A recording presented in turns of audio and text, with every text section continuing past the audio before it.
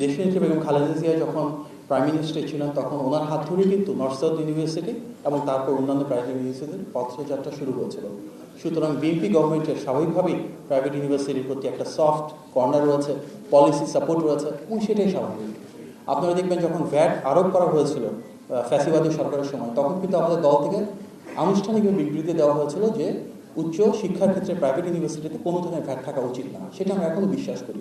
গণ অভ্যুত্থানে আমরা দেখেছি প্রাইভেট ইউনিভার্সিটি যারা স্টুডেন্টস ছিল, ফ্যাকাল্টি মেম্বার্স ছিল, ইনক্রেডিবল রোল প্লে করেছে। এবং আজকে যে আমরা ফ্যাসিবাদ মুক্ত বাংলাদেশ হয়েছি, সেখানে প্রাইভেট ইউনিভার্সিটির অনেকটাই আন্ডার স্টেটেড একটা রোল আছে।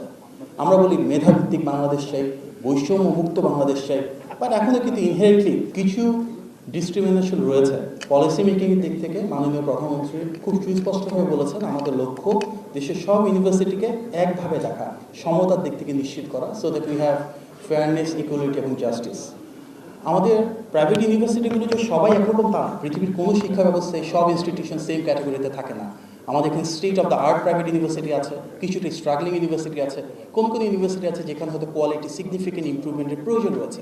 এক্ষেত্রে ইউনিভার্সিটি গ্রান্টস কমিশন রয়েছে, অ্যাক্রেডিটেশন কাউন্সিল রয়েছে, তাদের ভূমিকা আরও জোরদার করতে হবে যেন প্রত্যেকটা ইউনিভার্সিটিতে আমরা সার্টেন লেভেলের একটা কোয়ালিটি বেঞ্চমার্কিং তৈরি করতে পারি।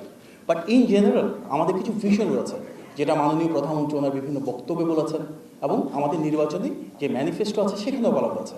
উনি যে শিক্ষা ব্যবস্থাটাকে ফোর্সি করেন, সেটা এমন একটা বিষয় যেখানে লার্নিং উইথ হ্যাপিনেস, একদম ক্লাস 1 থেকে শুরু করে এমন একটা শিক্ষা ব্যবস্থা যেখানে শুধুমাত্র ডিগ্রি বা সার্টিফিকেটের জন্য মানুষজন পড়াশোনা করবে না, করবে সার্টেন কিছু ভ্যালুজ এবং প্রিন্সিপালসকে সামনে রেখে।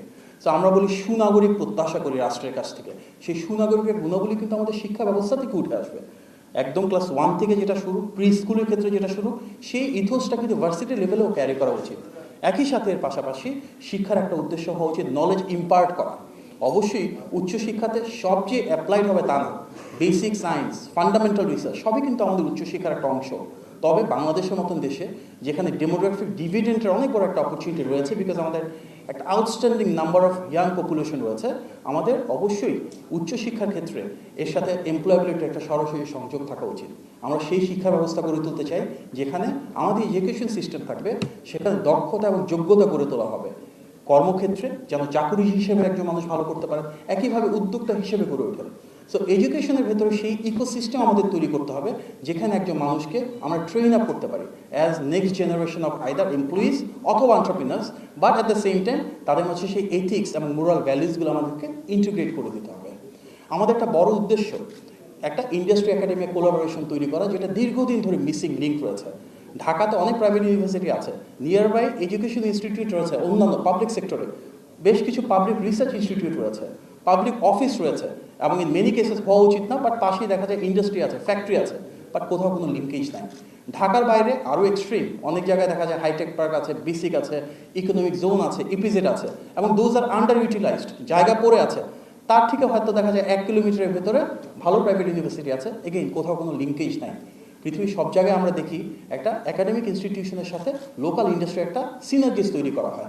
আমাদের মাননীয় প্রধানমন্ত্রী ইতিমধ্যে নির্দেশনা দিয়েছেন, আমরা কথা বলছি আইসিটি ডিভিশনের সাথে, বিশেষভাবে কথা বলছি কমার্স মিনিস্ট্রির সাথে কথা বলছি, যে আন্ডার ইউটিলাইজ যে ইন্ডাস্ট্রি ক্লাস্টারগুলো রয়েছে সেগুলোর সাথে আমরা আমাদের একাডেমিক ইনস্টিটিউশন বোথ পাবলিক এবং প্রাইভেট ইউনিভার্সিটি সবারকে একসাথে নিয়ে কীভাবে সেই লিঙ্কেজগুলো তৈরি করতে পারি।